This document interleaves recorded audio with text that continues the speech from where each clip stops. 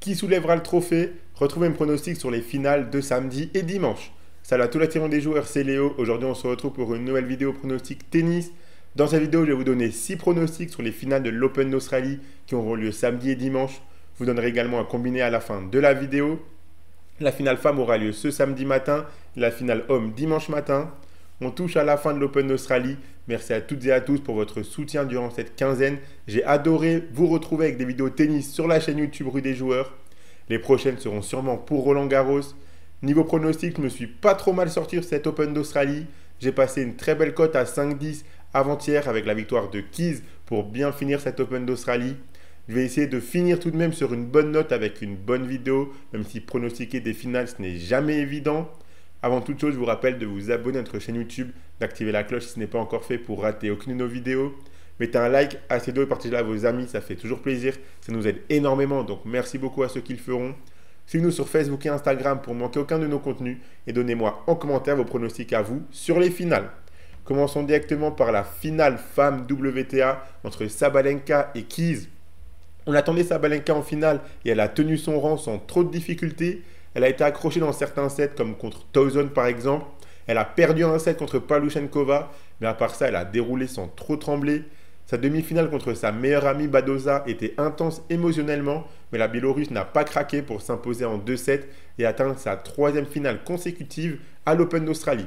Elle est à un match de réaliser un triplé historique à Melbourne.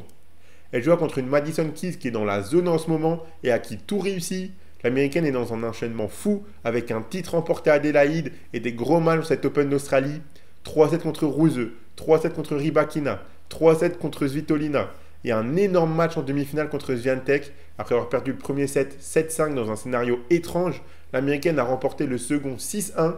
Swiatek servait pour le match dans le troisième à 6-5 pardon, et elle a même eu une balle de match avant de se faire débriquer. Et au final, Madison Keys a remporté le super tie-break 10 points à 8. Dans les confrontations entre les deux joueuses, il y a 4-1 pour Sabalenka. La seule victoire de Keys, elle était sur gazon. 2 matchs ont eu lieu en Grand Chelem, à Wimbledon en 2023 et à l'US Open en 2023 aussi, remportés par Sabalenka 0-6, 7-6, 7-6, donc au super tie-break en demi-finale. Je pense que Madison Keys a les armes pour gêner Sabalenka, surtout qu'en ce moment tout lui sourit. Mais je pense que sur la longueur du match, Aryna sera plus solide et surtout plus fraîche physiquement. Elle a moins enchaîné. Déjà, elle n'a pas le tournoi d'Adélaïde dans les jambes. Elle a des matchs beaucoup plus rapides dans cette Open d'Australie. Donc on sent que Madison Keys physiquement, ça commence à être compliqué. Donc je pense que si le match dure, et je vois bien un match peut-être potentiellement assez long, Sabalenka arrivera à prendre le dessus sur la longueur pour remporter ce match. Donc mes 3 pronostics vont dans ce sens. Le premier, c'est le plus de 18,5 jeux côté à 1,29. Ensuite, la victoire de Sabalenka, bien sûr, en termes de pronostic résultat, côté à 1,32. Je vois quand même la Biélorusse remporter son 3e Open d'Australie d'affilée. Et donc, pour une grosse cote, la victoire de Sabalenka 2-7-1 peut se tenter. Je vois bien potentiellement Madison Keys démarrer fort, remporter le premier set et ensuite un petit peu couler physiquement et Sabalenka prendre le dessus pour s'imposer 2-7-1. Je vous rappelle que vous pouvez miser sur ces finales de l'Open d'Australie avec l'opérateur Unibet, qui vous offre 10 € de free bet gratuitement sans faire le moindre dépôt lors de votre inscription via le lien qui est dans la description de la vidéo et en rentrant le code promo RDJ Gold en plus du bonus habituel de 100 €. Et je rappelle que les free bets sont des crédits de jeu non retirables que vous devez obligatoirement jouer. Et attention, les paris sportifs et les jeux d'argent sont interdits aux mineurs, doivent rester un plaisir et un loisir, donc faites attention à ce que vous misez. Si on passe maintenant sur la finale homme entre Sinner et Zverev, comme pour Sabalenka, on attendait Sinner en finale et il a tenu son rang. Lui non plus, il n'a pas trop tremblé dans ce tournoi. Il n'a jamais perdu plus d'un set. Il sort d'une demi-finale très bien maîtrisée contre Ben Shelton.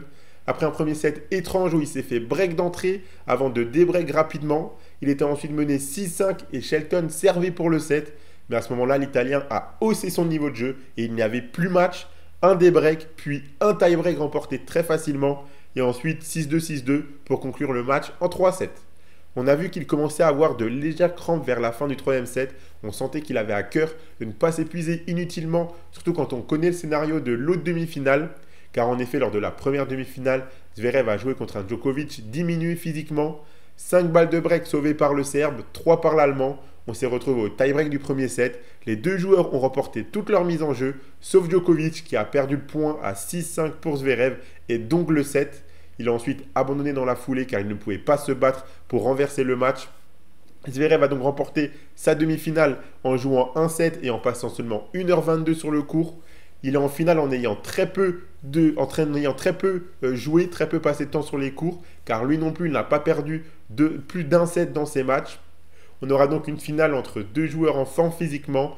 On n'aura pas le même scénario, le même problème que Medvedev l'année dernière par exemple. 6 confrontations entre Sinner et Zverev, 4-2 pour Zverev. Sinner avait remporté le premier match à Roland-Garros en 2020. Zverev a ensuite gagné à l'US Open en 2021.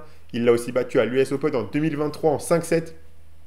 Mais en 2024, ils se sont joués qu'une seule fois depuis que Yannick est le Yannick que l'on connaît. Et c'est lui qui a gagné en demi-finale de Cincinnati dans un gros match de 3h06. On sent que Zverev a les armes pour gêner Sinner. Le match sera loin d'être facile, je pense. Je vois les deux joueurs gagner un set, mais on connaît Zverev en finale de Grand Chelem. Je n'arrive pas à croire en lui, pardon. Donc je pars sur le plus de 3,57 côté 1,46. Honnêtement, j'ai vraiment du mal à voir un 3-0 d'un côté ou de l'autre, même si Sinner peut paraître favori ou quoi. Zverev a vraiment le niveau et le talent en tout cas pour le gêner. Il a l'air d'être en mission quand même dans ce tournoi. Il n'est pas épuisé physiquement, donc ça se jouera uniquement dans la tête. Donc je vois quand même Zverev accrocher au moins un set. Ensuite, je vois quand même, comme je l'ai dit, la victoire finale de Sinner côté 1,32. J'ai vraiment du mal à voir Zverev tenir mentalement dans une finale de Grand Chelem. C'est sa troisième et on sait comment il les joue. Il a souvent tendance à choke et un petit peu faire n'importe quoi, jouer trop défensif et pas attaquer, pas aller chercher les points. Et Sinner a l'air dans la zone, dans la même zone dans laquelle il a été pendant toute l'année 2024. Donc je vois la victoire de Sinner côté 1,32.